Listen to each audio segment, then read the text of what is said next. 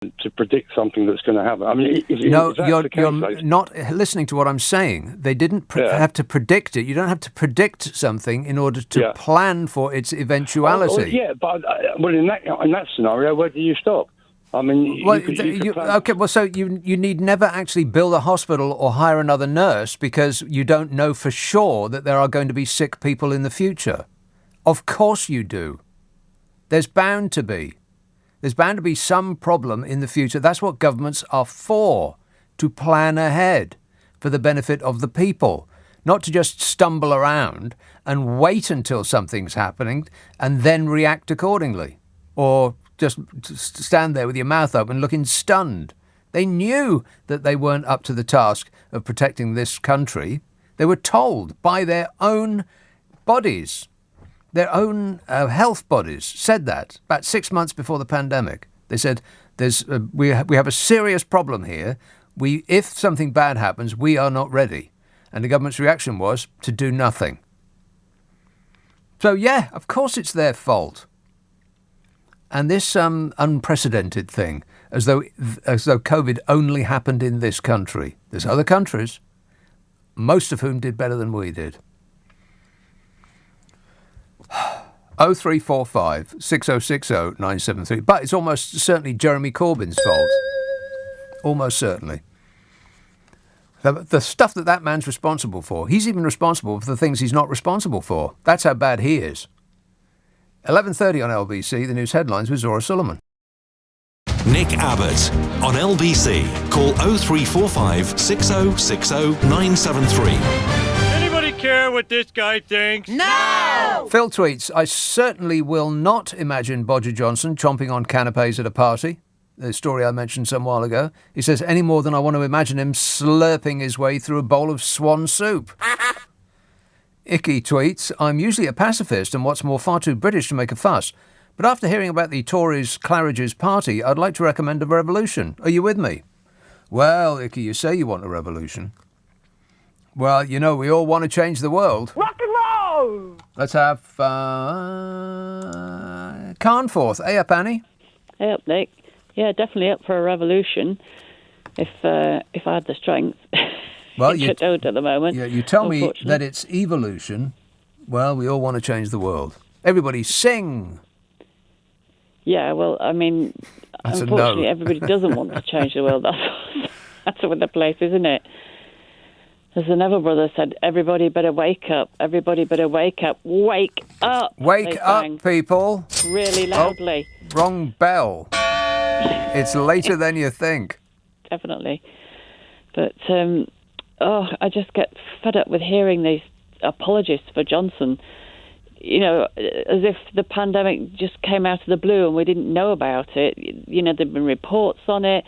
They were told to stock up with PPE. Yeah, it's amazing. About 6 months before it hit, it might have been less than 6 months, they were actually told what to do because there may be a pandemic just around the corner, as there always will be forever. There'll always be one just around the corner. There'll always be some emergency that you have to plan for. That's the business of government. Definitely. And, I mean, they just cut everything, don't they? It doesn't matter what it is. They're going to cut it. Any sort of expenditure on anything that might benefit society. Well, it's less a government, more of a smash and grab raid. They smash everything up and then claim that it wasn't them, it was like that when they got there, and sell off the bits that are still in one piece. Yeah, and I mean, they're just still doing that with the NHS all the time now, privatising more and more bits of it. And just generally messing it up. I mean, there was NHS news this week. I'll get to that in a minute. I just could not believe it. But anyway, go on. Yeah, well, actually, what I rung you up about was you said at the beginning, about older people voting for the Tories and, young people not going out to vote and everything. Yeah. And I was thinking, well, you really screwed pensioners over with that spring statement and just this year generally. So I think if they don't, and just this whole cost of living crisis anyway at the moment, I think they're going to just annoy so many people and make so many people angry and so many people much worse off, and pensioners as well, because not all pensioners are wealthy. 50% of pensioners don't have enough income to be paying tax, which is less than 12,500. This all makes sense, but apart from the Conservatives' relaxed attitude about all this, they must know that. I mean, they must have people going through the stats all the time, and they seem quite relaxed about it. Really, they're not busting a gut to help like they are in other countries. I mean, France and Spain and places like that. They're so near we can pretty much see them from here. They're helping their citizens way more than the Conservatives are, and they seem to be refusing all entreaties to do more. So they're pretty confident that they're going to win next time round, regardless. Well, I think they're just fiddling while Rome burns. I do think they've probably overstepped the mark this time, and I think if they don't do something about it, they maybe will be in trouble, not just with pensioners, but with people from those red wall seats. Yeah, well, you know what Fishy has said? He's said the quiet part out loud, which is really bizarre. I mean, we would expect a Tory Chancellor to hit the people with the pain in the midterm, and then when it comes around to the general election, then just say, hey, I've just found all of this money. Guess what? Here's a tax cut. But he's already said that. He's already told us that he's going to do that, saying the quiet part out loud.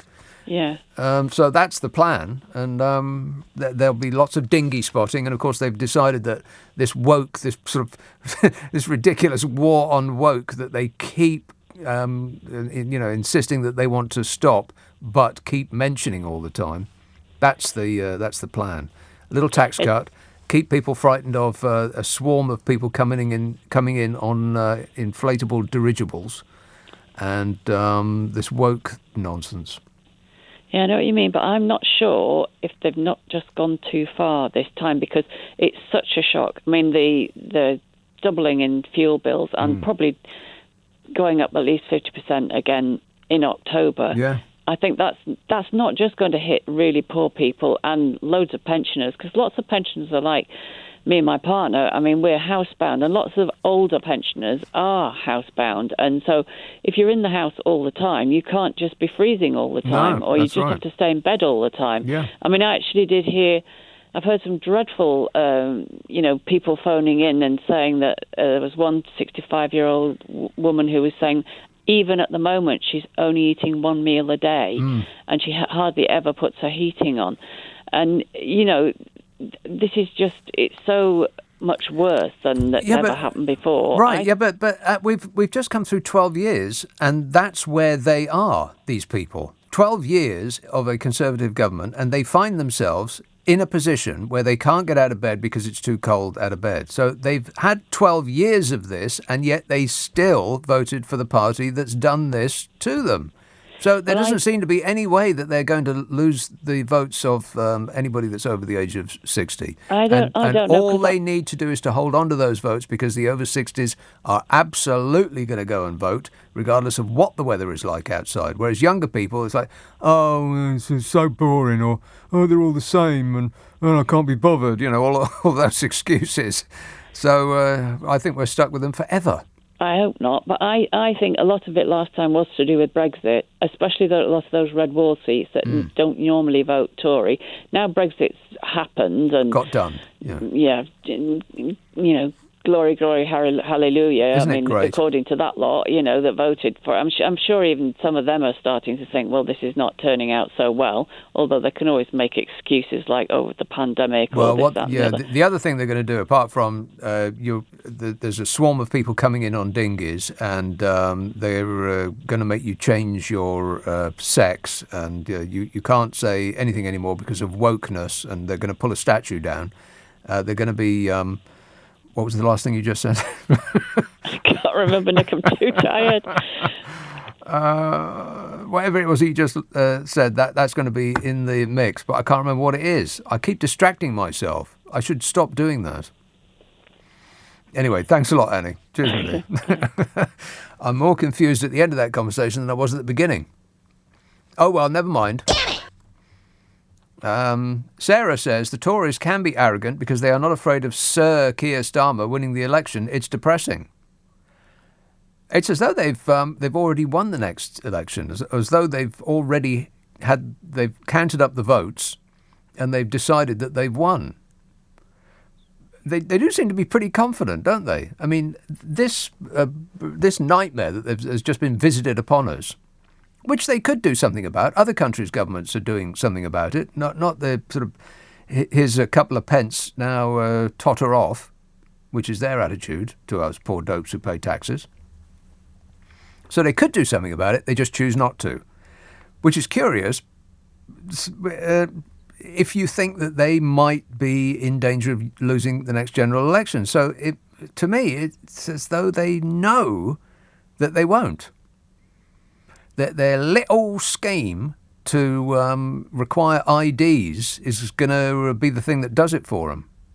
I mean, they nicked that idea off the Republicans, of course, and the Republicans' idea was to stop anybody that's not going to vote Republican from voting. And the poorer you are, the less likely you are to have ID, photo ID, driving licence, passport. And so they thin out the opposition's votes that way, while claiming that they're doing us all a favour by reducing fraud. But there is no voter fraud, either in America or this country. It's the solution to a problem that doesn't exist. So it's actually not a solution to that problem. It's a solution to the other problem that people will insist on not voting Republican or here, Conservative. And when asked about this on TV, you see them just, I don't know anything about that. It's no, we're just trying to help. Sure. They're just trying to help, they say. Liar! Please, stop helping us. 0345 6060 973. You can text 84850. Email nick@lbc.co.uk. If you're on Twitter, it's @LBC. Friday, Saturday, Sunday night at 10. Nick Abbot, LBC. Leading Britain's conversation. LBC with Nick Abbott. What number are you calling from? 0345 6060 973. Sue texts, on the night of the party at Claridge's that the Conservatives had, my sons were trying to persuade us to sell our house so they can pay their energy bills. Says Sue. Dan tweets, if Sunak had gone to my school rather than his posh rich people incubator, he would be well aware of how pathetic a human being he is. He'd have been reminded every single day the man's a plank, says Dan. A plank, you say? Let's have Hatfield. Hello, Roger. Hi, Nick. Roger. You need another cup of coffee, mate. Uh-oh. What are you going to tell me? Then your memory will come back. I have the same problem. Listen, I've seen something tonight that I truly haven't seen since I was a kid in the 70s, or with the odd exception of a power cut. Brutus jeans. No. Well, actually, I did see some jeans. I can't say whether they were Brutus. I didn't get close enough. But I've driven a route that I've done hundreds of thousands of times, and I've seen something tonight that's just really as if we needed something to bring home what's happened yesterday and what the next few months, couple of years is going to be like. There's people actually burning candles. I've driven down these roads and streets so many times. You know, you're used to seeing all the bright living room lights and lights, up in people's bedrooms. And I must have seen 15 properties along a probably 2.5 mile route, and I can actually see people using candles. And these are not, little run-down places. These are sort of 3-4 bedroom houses. So if that isn't an indication of how up against it, people who probably thought that they'd be insulated, from all this, because, as all the commentators say, it's always the poor and the most that need that get hammered. Whenever there's any sort of increase, it doesn't really matter what it is. It's always the people at the bottom of the ladder. Yeah. But I want to go back to something you were talking about before the 11:30 news, because just on that, we're all at the bottom of the ladder now. We're all poor people now. Absolutely. Apart from Steve Allen, who's just apparently bought a new Bentley. What? A new one. He must have a second job. What does he do as his second job, I wonder? Maybe he's on the checkout tills at M&S. It must be pretty lucrative, because Bentleys aren't cheap. At 11:30, just before the news, you were talking about the lack of preparation. Well, you kind of undersold it. So I said to your producer, it was worse than that, because every 4 or 5 years in this country, we have what's called a national emergency programme, and part of that is an exercise. It involves everyone, government, local government, police, military, NHS, and it is basically a training exercise to look at our preparedness for something like a pandemic or, a major event. Yeah. And in 2016, so that's 4 years before 2020, they do an audit. They do an audit of all the stockpiles that we've got, of everything. And the government, and it's the Tories, same government, they took the decision on ventilators and PPE. We'll spend it on the railway. The railway that's going to shorten journey times by 15. Minutes and cost, 60 billion pounds or whatever it's gone up to, 160 billion pounds. Right. So they knew 4 years ago that we were underprepared as a nation, and they still decided to do nothing about it. Right. And then the other thing I wanted to say, because this is so relevant, one of the biggest aspects, apart from the unit price of people's electricity, I was paying £56 a month for my gas and electric. I live in a 2-bedroom flat, and that's now gone up to £125 a month. Blimey. Yeah, big wow. So I actually bought some candles today as well, because I remember the 70s, the 3-day week, and power cuts and stuff, and it was just part of daily life for a while until the country sorted itself out. Yeah. But one of the biggest cripplers for most people, and it's something that we've got absolutely no choice about, is the standing charge on your gas and electric. Yeah, mine's going to be nearly £8 a week just because I have gas and electricity coming into my house. And there's a massive political part to this, because they could do something in this country, because a good example would be next year France has got elections. Now, Macron has capped their energy situation at 4%. That's right. So why is ours at 54%? Because it's winner takes all. You are not the shareholder in an energy company. Neither do you own one or run one. So you get nothing. But this government could do exactly the same, and they can. Politics is all about juggling, really, isn't it? You're juggling finances, you're juggling decisions, but they can soon. I can't wait to see in 2024 how big the hat is that they're going to pull the rabbits out of, because they're going to need a circus tent-size hat if they are going to be able to get out of this. And they seem to be fairly confident. Very, in fact, they seem to be of the notion that it doesn't really matter what they do to us, they're still going to win next time around.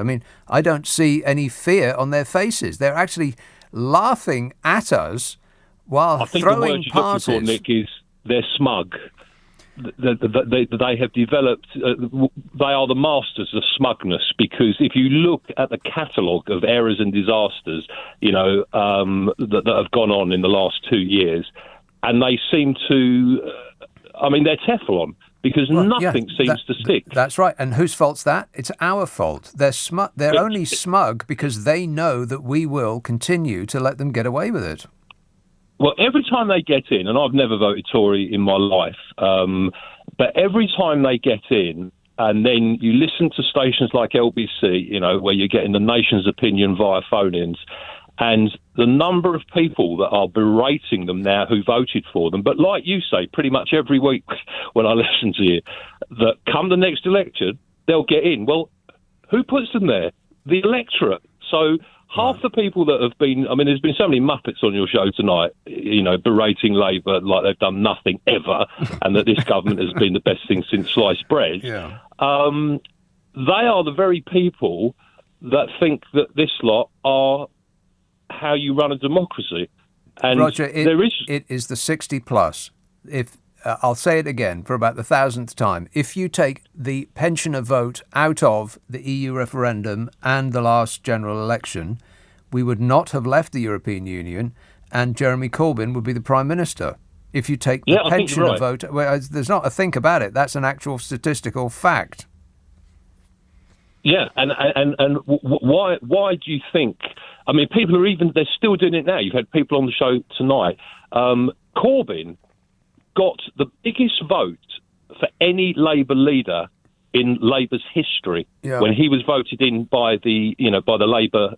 People were persuaded that he was the devil by the right-wing media, the offshore billionaire-owned press, because at one time, many years ago, he said that he would look into the ownership of a large number of titles by a small number of people, news titles.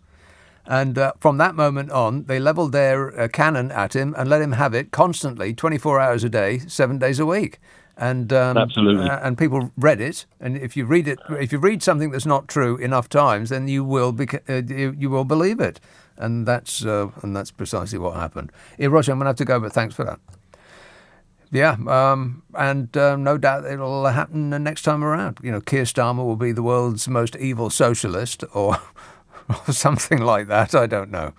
Or his hair wants to take over the world, or he wears too much product. You don't need to put all of that product in your hair. You just don't. You just don't.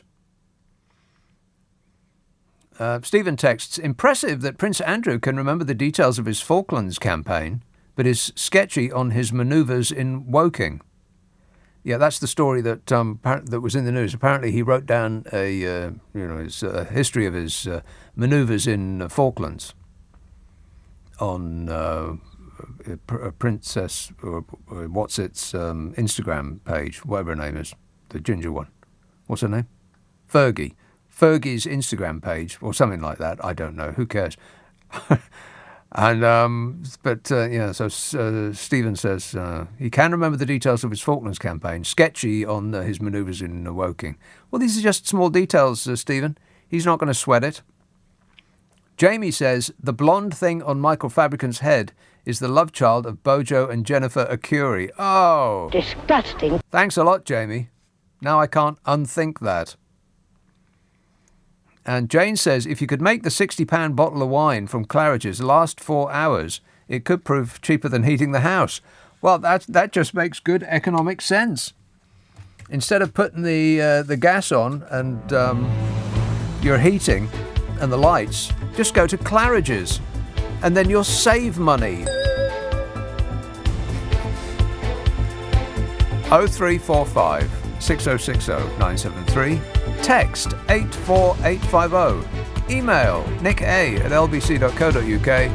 And if you're on Twitter, it's @LBC. Friday, Saturday, Sunday night at 10. Nick Abbott, LBC. This is LBC from Global, leading Britain's conversation with Nick Abbott.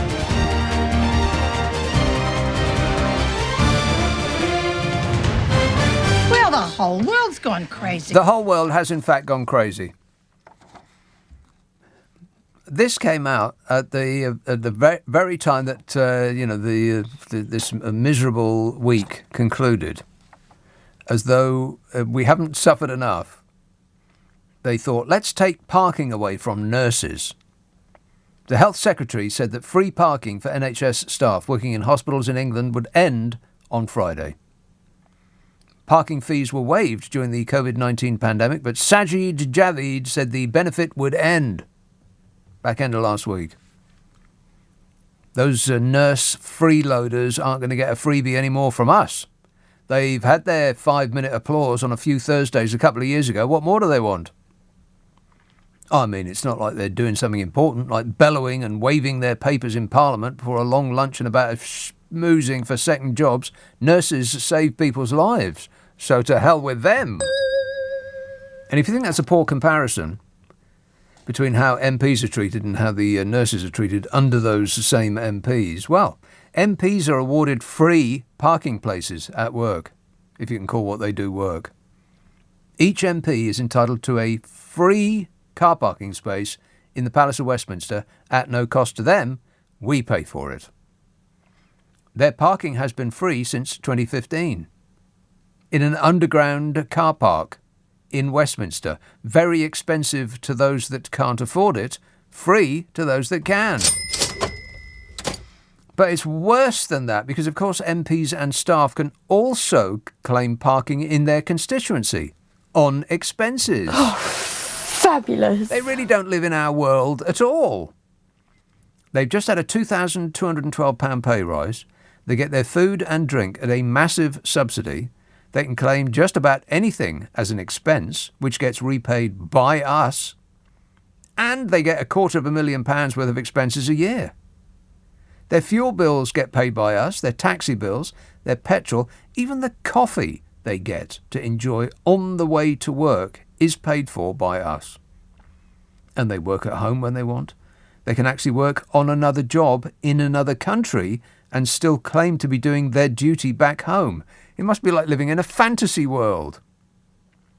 And just to rub it in, on the day that bills skyrocketed and wages plummeted, Sajid Javid, the actual health secretary, wrote, "Free parking in hospital car parks for NHS staff, introduced during the pandemic, will come to an end on the 31st of March.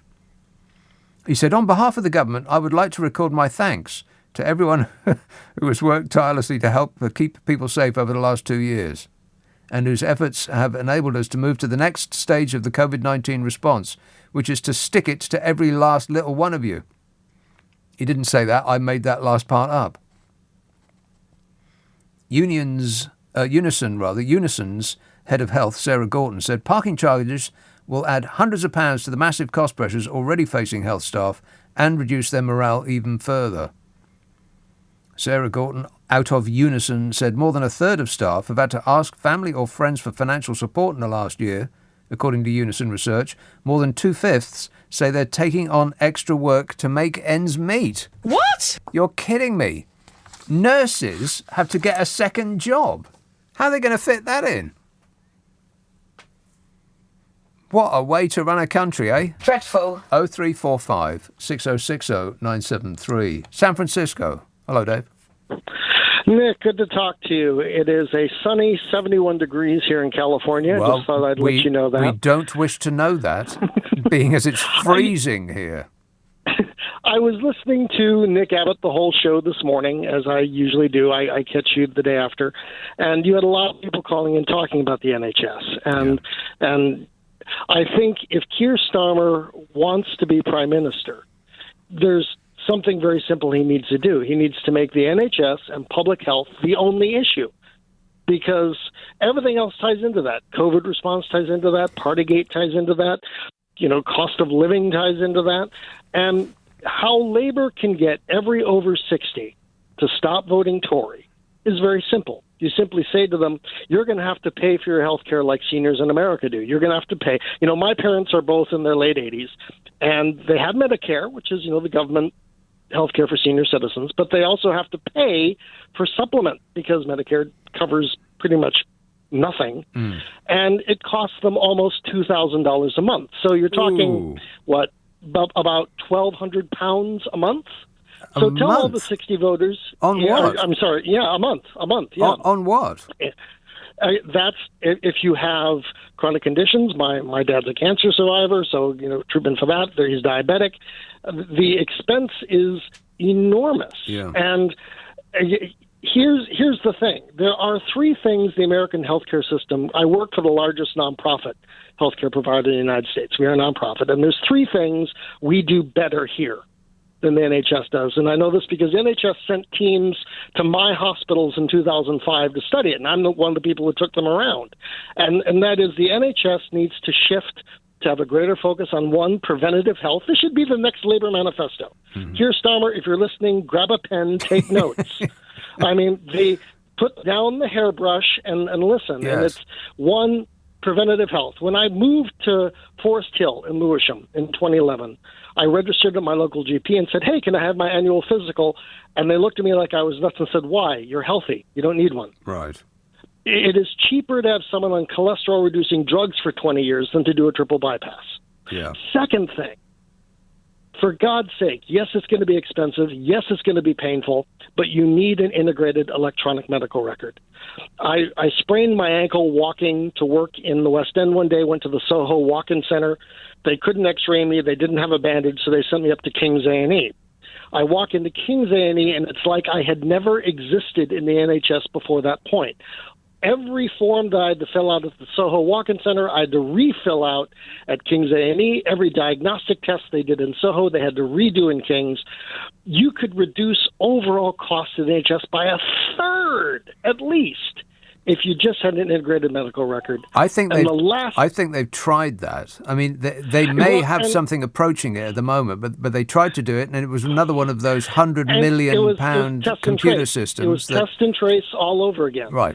And they're going to have to buckle down and actually do it. And the third and last thing is you need to let physicians make decisions on diagnostic tests, not financial managers. And physicians need to be able to have complete control over how resources are allocated in hospitals. And this idea that physicians are just going to start handing out MRIs like lollipops is ridiculous. So those three things would make the NHS the best-run national health service in the world because you've got access down. You need to get the continuum of care sorted. And the last thing, Nick, my dear friend, you know, Carol needs to have the water in France that they're drinking tested. Only because I listened to the last What's Your Problem with Nick and Carol, and she called, you know, what is it, dingleberries is the safe word? Yeah. When you were talking about our former president, Cheeto Mussolini. Yeah. And Adolf Hitler. Yeah. Exactly. And she said Joe Biden was dangerous. Yeah. I love Carol, but for God's sake, there's got to be either lead paint in that house or lead in that drinking water. And, so get a crew in there and have it tested. You are brilliant. We still listen to you every morning in my workplace. So awesome job and keep it up, my friend. I will do my very best. Thanks a lot, Dave. Excellent work. 0345 6060 973. The whole show that he was referring to is a podcast of this here show. We put the Friday and Saturday night shows as podcasts and we squirt them up the internet. Well, what we do is we take the ads and the news out, which means it takes less time to listen to. So you'll use less electricity and your fuel bill will still be so high that you will be using candles in order to read by. But at least I'm making an effort. You're welcome. It's called Nick Abbot, the whole show. It's the Friday and Saturday night shows, but it's quicker to listen to, and we stick them up almost the moment that they're over. I bet that last night's is up there at this moment.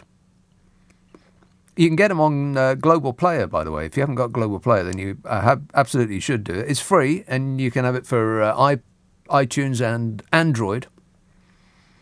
And you can get it from your favourite app store. It's got all the radio stations we do, which I won't start to name because I'll miss some out and people will get upset. But it has a boatload of podcasts, in amongst which are the three that I do. Or if you just do an internet search on my name, Nick Abbott Podcasts, then it will become clear, as though by magic. Will texts, lighting a barbecue indoors equals carbon monoxide death. So nothing serious. Yeah, there's news stories that people are trying to keep warm by lighting a barbecue indoors. No. No. Don't do it. And texts, Boris's hair. By the way, the thing that, I feel the cold all the time. And the thing that has changed my life is merino wool base layers. Unless it's like August and it's 90 degrees outside, I am wearing merino wool base layers, kind of like Laurel and Hardy used to wear under their clothes, underclothes underneath their clothes. I tell you what, it's a life-changing product. If you haven't tried it yet and you're feeling a chill, then trust me when I tell you, merino wool base layers. If you double them up, you'll be toasty warm no matter what it's like outside. Or inside. Just don't light a barbecue indoors. Anne says, Boris's hair is thinning, so leaving it in a mess, it's not so noticeable. It started thinning after he got COVID. The virus and pressures of the pandemic, etc. Perhaps he has long COVID, says Anne. I don't think it's got anything to do with COVID. COVID didn't make your hair fall out, but he has been thinning a bit for a good long while. And, I think that's part of it. Or perhaps it's the reason why he absolutely, totally and completely refuses to comb his hair ever, no matter what the occasion. It's his thing. It's his logo. You know, it's his unique selling point, his untuckedness. But it also has the benefit of covering up the thinning. Yeah, you're right there, Anne. Well spotted. Well, it's not so hard to spot if you are photographed from above, as he is, of course, in Parliament. The cameras are above him. I'm amazed he hasn't done something about that. Catherine says, in the film Cool Hand Luke, Luke ate 50 boiled eggs, at least 3 on screen. That's right. Talking about nobody eats on screen. He did then, and it was a pretty uncomfortable watch, though, wasn't it, Catherine? It's the cooler for you. 0345 6060 973. Text 84850. Email nick@lbc.co.uk. Nick Abbott on LBC. Hang about, Nick. Listen. Now, what I'm trying to say to you is this, Nick, right? Kathy texts, it was all down to you that I started watching The Sopranos, says Kathy. Absolutely. I'm loving it, she says. You also got me into Koyaanisqatsi. That's Koyaanisqatsi. Koyaanisqatsi, which was a fascinating watch, says Kathy. Absolutely beautiful film, my favourite film ever. More recently, she says, you suggested Don't Look Up, which is another winner. It is. It's great. Have you got any more recommendations? Because you can really pick them, says Kathy. Yes, try Mad Max Fury Road. And you can thank me later. No, wait. I've changed my mind. You can thank me now. Thank you. It might be the best action film ever. Mad Max Fury Road. Not any of the other Mad Maxes. It must be the last one.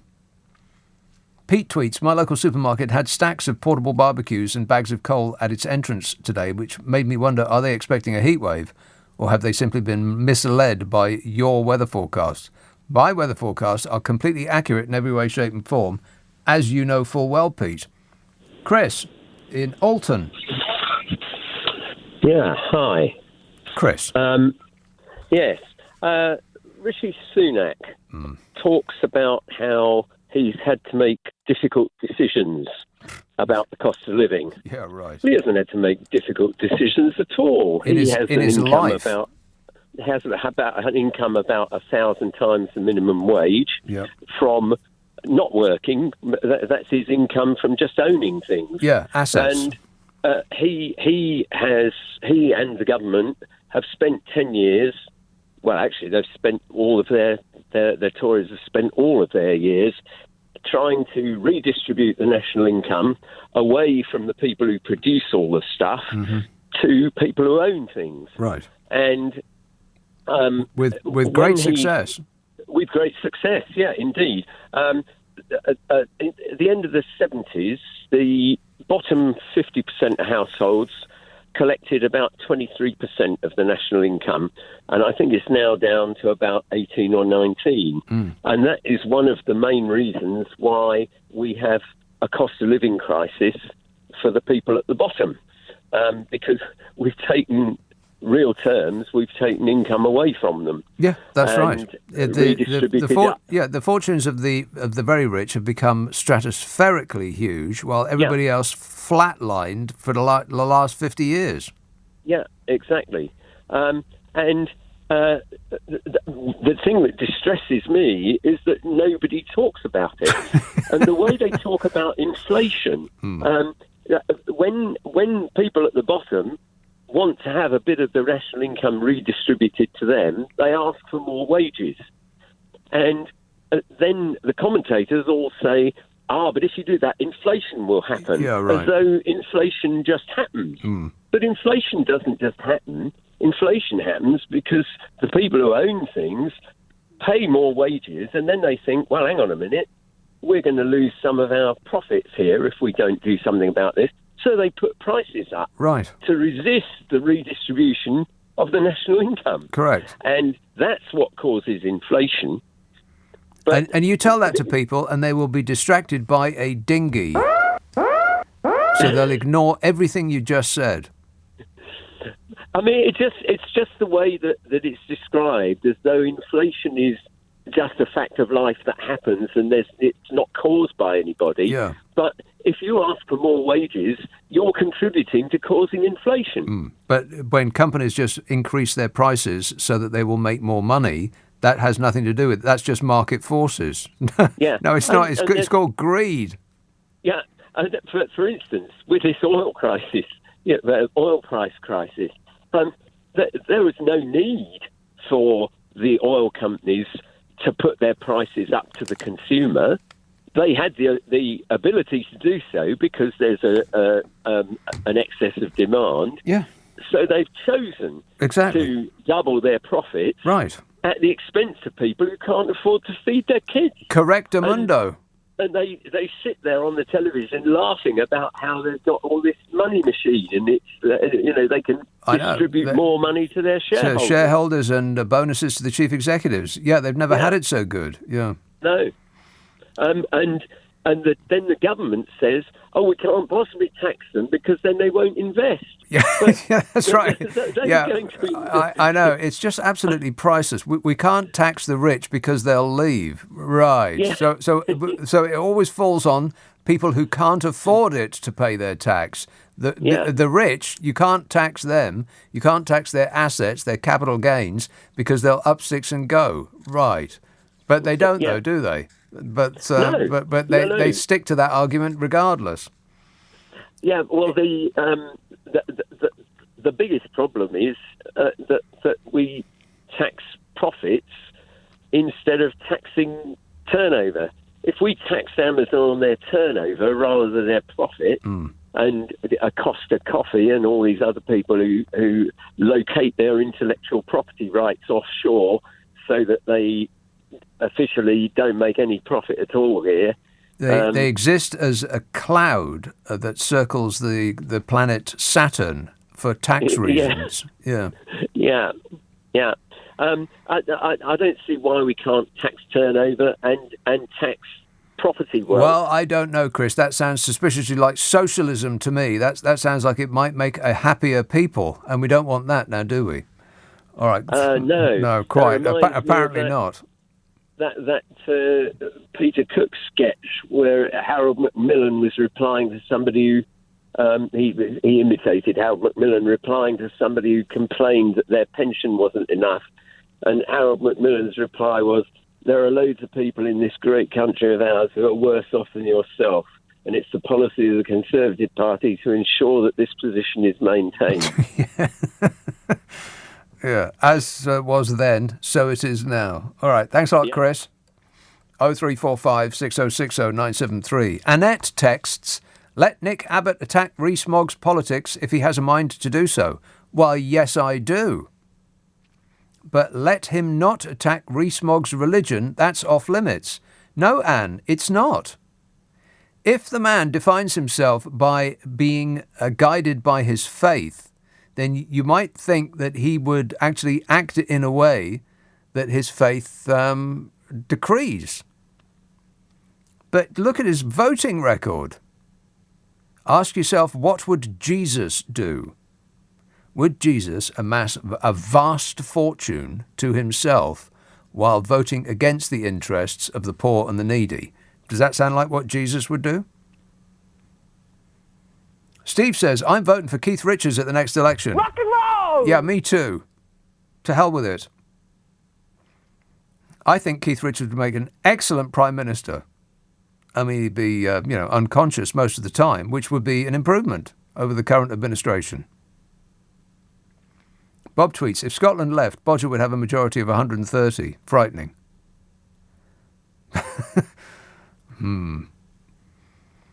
Yeah, there has to be a cut-off point of voting. I mean, if there's a cut-off point for youth and voting, if the cut-off point is 18, then maybe, shall we say 70 or 80? Let's say 80. 18 and 80. Why not? Between 18 and 80, you can vote. Other than that, I'm sorry, but it's a no. I mean, if you can be too young, then you surely can be too old, right? Roger Tech, Steve Allen may not be saving the planet, but because all future Bentleys will be electric, he has bought an endangered species. What on earth does he need a new car for? I can't fathom that at all. My car was like 10 years old when I bought it. You'd have to be out of your mind to buy a new car. What for? You put the key in the ignition and it's lost 50% of its value instantly.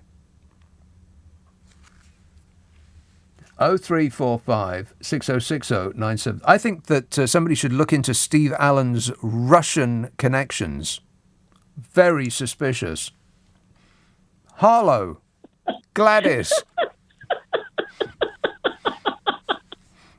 Oh, my God, I'm just wetting myself here, I tell you. Oh, a little bit too much information there, Gladys. Sorry. Right, three points, if I may. Yes. But briefly, I'd just like to say I utterly sympathise with Antonia because I've been in her position and going to the toilet is a nightmare, male or female. Anyway, moving swiftly Who's on. Antonia? She called in earlier. She got a broken wrist and a bad leg. She slipped over. Right. Yes. And you have to take a ton of tramadol or codridamol before you can go to the bathroom. Anyway, the next 3 points I'd like to make are all Parliament related, and I'm going to try and keep them relatively light. Yeah, you also have to keep them relatively brief because I'm afraid there's you've only got a minute. I will. Okay. Well, first of all, I'd like to see you establish a hair competition. We call it the profoundness of hair competition because I can think of no other word to refer to Michael Fabricant's hair and your dear friend Donny, and perhaps to Keir Starmer as well. Yeah. Secondly, Mr. Jacob Greasy Mogg holds himself out to be a Catholic, and regarding a text from one of your other listeners, I consider him to be a thorn in the head of Christ because he's just awful. He really is. I know. Yeah, the haunted wardrobe. Anyway, the last point. A couple of weeks ago, I was... Did you just describe him as a haunted wardrobe? Yes, I heard that on TV on a comedy programme some time ago. That's pretty good. Yes, it is, isn't it? Yeah, I mean, there are other things that I'd be struck off from the radio programme for anymore. I think of him more as a deathly hat stand. But anyway, go on. Yes, he is. I mean, God, where's the guy coming from? And the last point is that a couple of weeks ago, I was watching a black and white movie on my laptop. It was called The Way Ahead with the wonderful David Niven.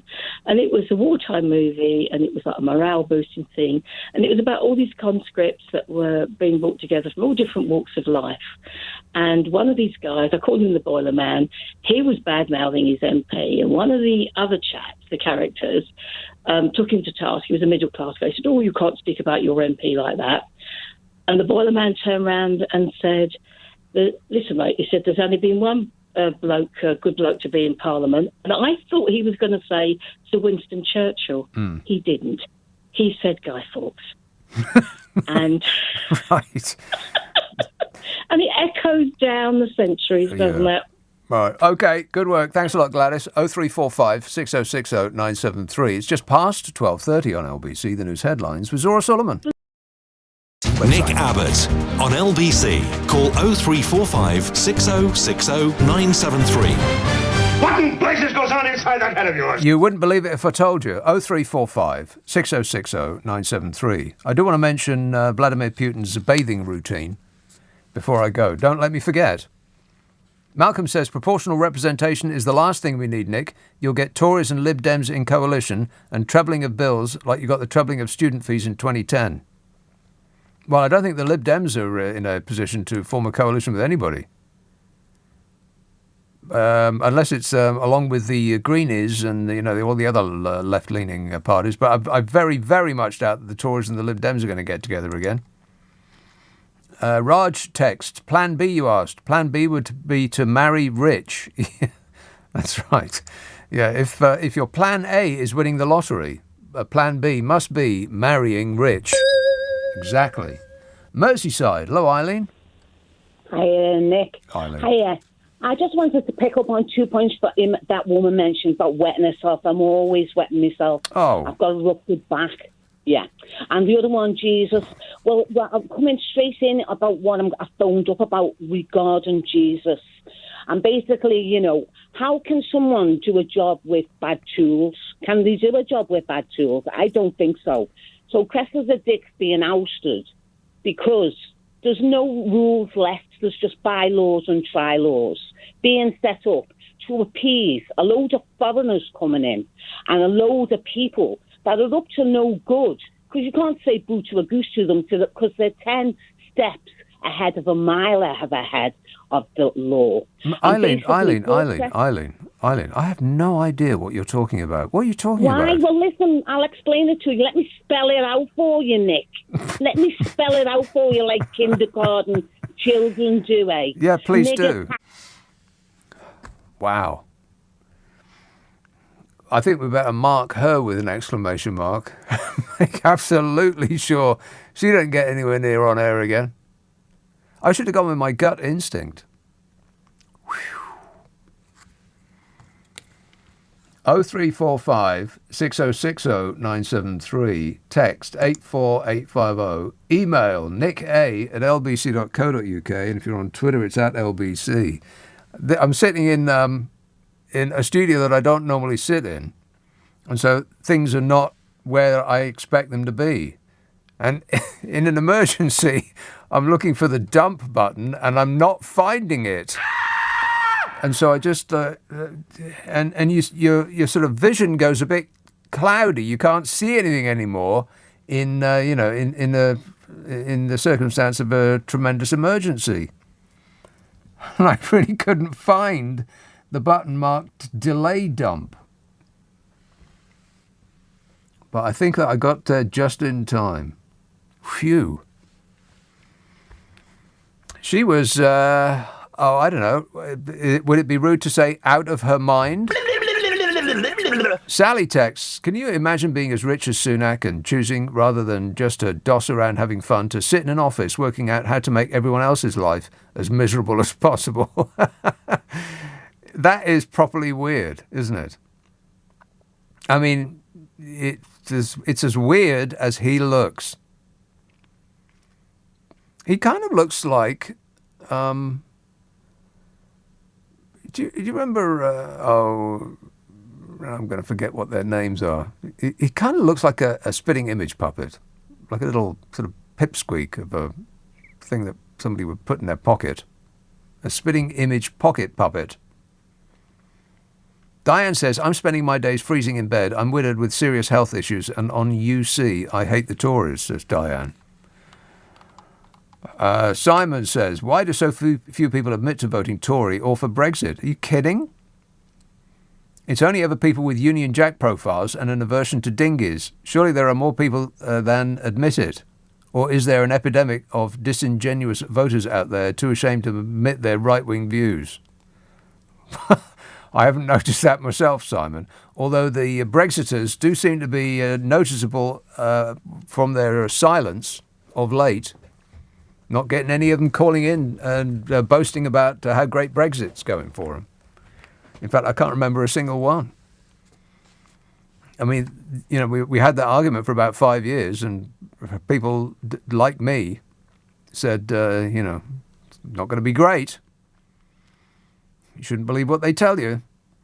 And then since then, apart from like a furious reaction just shortly after it happened, that it's really died down because it comes to find that Project Fear was actually Project Fact. Who knew? Jane texts, what if the hokey cokey is what it's all about? Well, that's an excellent question, Jane. And it's something that people should really look into. Let's have Plymouth. Hello, Mark. Oh, hi, Nick. How are you? Hi. I was just wanted to correct you on one thing about politicians. Well, not correct you, but I don't know if you mentioned it or not, but they actually get very generous pensions as well. Yeah, that's right, yeah. They have, in 13 years, if you're an MP, you get the equivalent of a pension pot of 480,000. So you get £20,000 a year just after 13 years. God. It would take the average person, the average income, 62 years to work to get that same amount, really. The main reason I was ringing in, I think there's a good chance that Conservatives will be elected in the next election, because I think a lot of people, unfortunately, aren't really aware of what's going on, and they don't listen to LBC, and that's where I get most of my information from, really. And they're just politically unaware. And some of the callers you've had in tonight, they just come up with these vague nonsense, really. There's no objectivity in it. Well, they've heard or read the arguments against Labour, but they don't actually pick up any of the detail. They just pick up the broad sweep. They'll read the headline probably, and it'll be a what about. Well, okay, things are bad, but what about Jeremy Corbyn? I've got friends who are so partisan with Conservative, it's unbelievable. I was having a discussion about GDP, and I said, what's GDP like under Labour compared to Conservative? And they said, it's terrible. I said, no, it's not. When you look at independent fact-finding, there's loads of articles out there, and it was quite similar with GDP, but they're convinced that if Labour are in power, we'll have a recession and everything else. And they forget about the 15 or 16% interest rates we had and the unemployment we had under Conservatives. And you've got to look at any trusted source of the hospital waiting list. So cancer, for example, the waiting list for over 62 days has gone up since 2012. Every single piece of evidence you can look at regarding waiting lists, everything, seeing a GP, has all increased since 2012, 2013 on a steady graph. That's right. So if people are happy with that, if people are happy to vote for that, then it's bizarre. I don't get it. It's like Boris Johnson. He lies and lies and lies and lies and lies. I mean, the one that he keeps repeating all the time is we have 400,000 more people in work than before the pandemic under this Conservative administration, and that's a lie. And he told the lie once, and he was told that was not true. Yeah. And his reaction to being told it wasn't true by his own government body. They wrote a letter to him saying what you're saying is not true. And his response to that was to repeat it in Parliament again and again and again. So that's what people pick up. And that's why he does it, because people, it goes, even if you are told afterwards that it's not true, it's gone in. If you hear it enough, you believe it, even if you're being told at the same time that this is not true. That's why they do it. I think the internet has made it worse, because people who have set views, they just that's all they're going to get fed. So maybe the confidence that the Conservative Party have at the moment, regardless of everything that they've done to us, they seem to be very, very confident of their ability to win the next general election, because they don't seem to be concerned at all. They're not making the slightest effort to ameliorate this economic disaster that's just been visited upon us. So they must be confident of winning the next election. And I think it's partly this phony ID thing that they're insisting that, you must have ID to vote, which cures a problem that doesn't exist. It just prevents younger people who are most likely not to vote Tory from going and voting in the first place. And the second must be that they've really weaponized Facebook and social media in general. It's how we got persuaded to vote to leave the European Union by peppering us with billions of highly targeted adverts. They're not going to give that up. They're going to use that again next time around. So I think that informs their confidence. There's a program on Netflix called Divided, and it's quite interesting, actually. It looks at America and looks at the UK, and some of the presenters on there, they were saying politically that people forget. So the Conservatives won't do anything really in terms of looking at the election results there. They'll probably wait about 12 months prior to the election date, and then they'll sort of, chat to their friends in the Daily Mail and everything else and so on and so on, and that's when they'll start. But at the moment, they can just sit back because people just believe what they're told. It's absolutely bizarre, living in a surreal world. Yeah, I know. But what can you do about it? You got to. This is the only world we've got at the moment, Mark. If I find another one then I'll let you know straight away. Thanks a lot, mate. 0345 6060 973. Text 84850. Email nick@lbc.co.uk. If you're on Twitter, it's at LBC. Let me just remind you, there is one of the 3 podcasts that I do is called the Nick Abbott Habit. It's clips of old shows. It's just a half an hour. It's just the funny bits of old shows. It's a best of. It comes out on Monday. Ask for it by name on an internet near you. Nick Abbott Habit. Nick Abbott on LBC. Call 0345 6060 973. Come on, we're running late. 0345 6060 973. I do want to talk about Vladimir Putin's bathing routine, but first is a call in Stanwell. Hello, Michael. Hello, Nick. How are you doing? Good, thanks. Do you hear me properly? I can, loud and clear. Excellent. Okay. I was bringing up about the NHS, but the people have phoned out. I'm not going to be racist or I'm not going to swear. People have phoned in about religion and whatever else. I'm reading the 10 Commandments, and this is not what I rung in about, but what I find quite irritating is the fact that in the first commandment, he says, God, Yahweh, says that I am God, I'm a jealous God, and if you bow down to another God, he's going to visit inquiry onto the 3rd and 4th generation of the fathers, which is going to punish the children. Okay, can I stop you there? Okay. This isn't actually what you called in about, is it? Not at all, but I'm just irritated by people talking about religion and being racist and nasty. But I just wanted to point that out. What's odd about the 10 Commandments is that I think, I can't remember them off the top of my head, right? But I think like at least 3 or 4 of them are the same. Like, don't to disrespect God. Yeah, well, he could have just said it. Could have just said it once. But anyway, let's not go down that path. Not interested. Not at all. No, but the fact that he says he's jealous is one of the sins. Are we still talking about it? No, okay, I'm sorry. Okay, the reason I phoned in, Nick, is my partner works in the NHS, and she works in a department. And throughout the situation of COVID, everything's been bad. People have been off. But since all the restrictions have been lifted, everywhere, they've got worse within the NHS. But they've only got worse for managerial people, where they can take more time off and slow down the process, it would seem.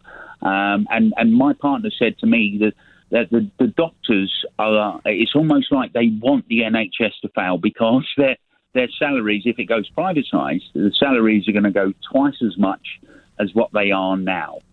And that's what it looks like. It's like, the people higher up are trying to make things really hard for the people lower down and blame them for things going wrong. Do you understand what... I understand what you're saying. I'm not sure I entirely buy it. I kind of doubt that it's the management of the NHS who are causing the slow unravelling of the service. It's probably got more to do with the fact that it's been underfunded for the last 12 years. I mean, compared with the Labour government before, who was spending something of the order of 6% above inflation, it plummeted to almost nothing at all. And if you're only increasing it by inflation, that means that you're not really increasing it at all. That's a decrease in the funding because medical procedures get more expensive with every passing day, and we're all getting older. But I do get the sense that they're trying to make it as difficult to access as possible, so that if you have any money, you will skip the NHS and just go and buy your whatever you need privately. Give you get you used to the idea. That seems to be the plan. If that is not the plan, and they're really, really busting their guts to make the NHS as good as it possibly can be, then they're doing a really bad job. Very, very bad. So it's either conspiracy or a cock-up. Select. Thanks, Michael. Simon says, why do so... Oh, no, I read that. Alicia tweets, it is impossible to sleep with the loud clicking sound of your mouse. Yeah. I know, it's the loudest mouse in the world, and it's sitting right underneath the microphone, and nothing I can do about that. I'll be in another studio next week. It'll be much, much quieter. Daryl texts, I hope nothing happens that cuts short deck chair Dom's holiday. That cuts, right, not short deck chair Dom's, that cuts short deck chair Dom's holiday. Holiday. Are you talking about angular, tetchy humanoid Dominic Deckchair Raab? Correct. Joanne says if David Miliband was in charge of Labour, they'd have a chance. Well, it's worth a go, I suppose. I'm not sure that Keir Starmer is actually punching through. Clive's going to talk about that later. Paul says, hang on, you moaning Brexit vote moaners. The opposition should have put a competent person up for the last 2 elections, says Paul. Well, by competent, you mean not hated by the right-wing offshore billionaire media barons. Is that what you mean? Jack says, I've just looked at your picture and it looks like an old picture of Maggie Thatcher. Thanks, Jack. I appreciate that. Right, Vladimir Putin bathes in antler blood. Have you heard about this? Vladimir Putin bathes in antler blood and is constantly accompanied by a doctor. This is known as NFP, normal for Putin. The Russian president was introduced to the unusual remedy of bathing in antler blood by now Defense Minister Sergei Shoigu, and apparently enjoyed a soak in a bathtub containing an odorant extract from blood-filled deer antlers in the mid-2000s. Odorant extract. Disgusting. That sounds awful. And Sergei Shoigu, by the way, looks like death on legs. I mean, he looks like a melting troll. So maybe odorant extract of antler blood isn't as good as it sounds. Correct. While there is no concrete proof, apparently, that the antlers of the Altai red deer, native to Siberia, actually help with body rejuvenation, Putin, rootin' tootin', is apparently a fan. But as he is also completely out of his mind, there's that too. The reports come from investigative media project called Project Media. What? That's what it's called. There's a media project called Project Media, and they have been examining this issue. According to Project Media, the president of Russia is not the only fan of animal blood-based treatments. A former official said big names in the Kremlin's elite circle, including but not limited to Moscow Mayor Sergei Sobyanin and head of Gazprom Alexei Miller. They have antler extract flown over. Apparently. I love the smell of odorant antler extract in the morning. It smells like victory. Other officials are also said to enjoy the Karelian resort Kivak, where they receive daily enemas, a procedure hailed by some for its detoxifying benefits. Maybe that's where they get all those great ideas from. You know, it all comes out in the enema clinic. Bathing in the blood of severed antlers as well as drinking it is thought to be a centuries-long tradition in Russia and is also said to exist in China and Korea, according to the Siberian Times, which is my favourite Siberian-based news outlet. The alleged benefits of the procedure include, but are not limited to, age reversal for women and increased libido and sexual performance for men, the publication says. Not libido and sexual performance for women, of course, because that would be unseemly. Dreadful. And as for age reversal for men, well, doesn't Vlad look good these days? No. So maybe the deer extract would be better, I don't know, inside an actual deer. Just a thought. One farm in the Altai Mountains on its website says, extract from red deer antlers acts as a strong tonic. Yeah, goes great with gin. Booze. It strengthens the body's bones, muscles, teeth, eyesight and hearing, cures pleurisy, pneumonia, asthma, joint pain, osteoporosis and problems with the spine. Well, that just sounds medically provable. I find myself believing all of what they say. It comes as investigative reports yesterday claimed that Putin always has a thyroid cancer doctor by his side. Surgeon Evgeny Selivanov of Moscow's Central Clinic Hospital has flown to the Russian leader no less than 35 times in the Black Sea resort Sochi.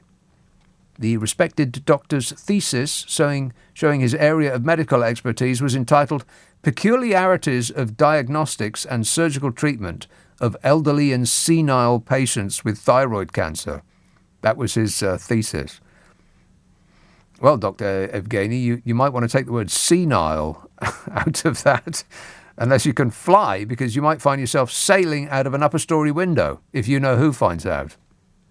Senile. One version of the theories regarding Putin's health is that he's been treated with steroids, leading to a bloated look around the face and neck. Or, as the Russian press would have it, the president looks great. Affirmative. Another medic who regularly travels with Putin on his trips is a neurosurgeon, in case he needs a tune-up from the neck up. Thyroid cancer, they think. Symptoms of thyroid cancer include the appearance of a thick nodule in the thyroid area, hoarseness of voice, difficulty swallowing, pain in the neck and throat, enlarged lymph nodes in the neck, dry cough, scratchy feeling in the throat or behind the sternum, a complete absence of interest